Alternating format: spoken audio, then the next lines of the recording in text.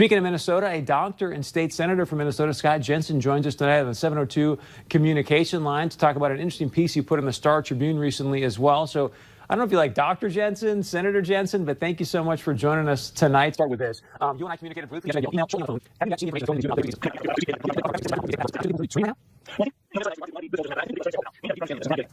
I think that, well, in Minnesota, as a physician, I received an email last week from the Department of Health coaching me on how to fill out death certificates. And I've never really received coaching from the Vital Statistics Agency in terms of how to do a death certificate. But basically, I felt like they were saying, you know, you don't have to have a confirmed laboratory test for COVID-19 in order to make the death certificate be COVID-19.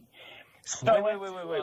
Sir, I'm going to interrupt you. Adam, what you just said, I think is critically important. Can you repeat what you just said, please?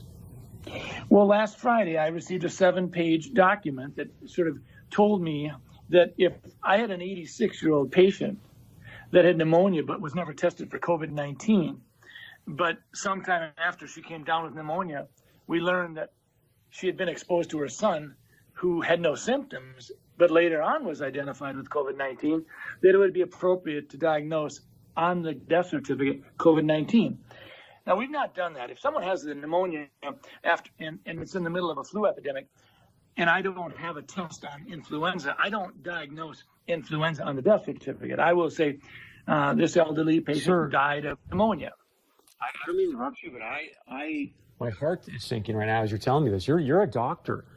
Why in the world would they be sending you out information to fill out death certificates, whether the person's been diagnosed with COVID-19 or not, but then to say in the death certificate this person's death was caused by COVID-19? That does not sound right to me.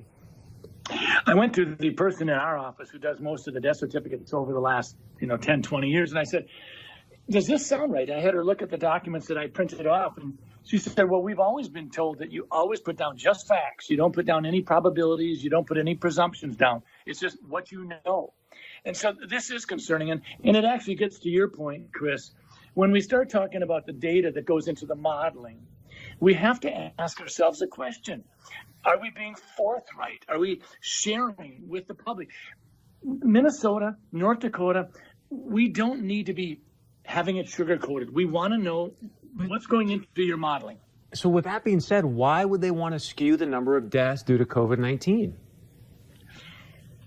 Well, fear is a great way to control people. And I worry about that. I worry that sometimes we're so darn interested in just jazzing up the fear factor that, sometimes people's ability to think for themselves is paralyzed if they're frightened enough. And that's not where I want people to be. I want people to say, we're going to get through this. I'm going to use my head.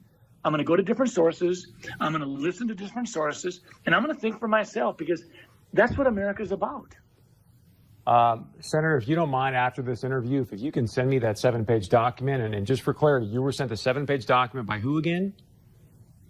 The Department of Health. Department of Health, saying, hey, fill this out, whether they test positive for COVID. But that is stunning, sir. So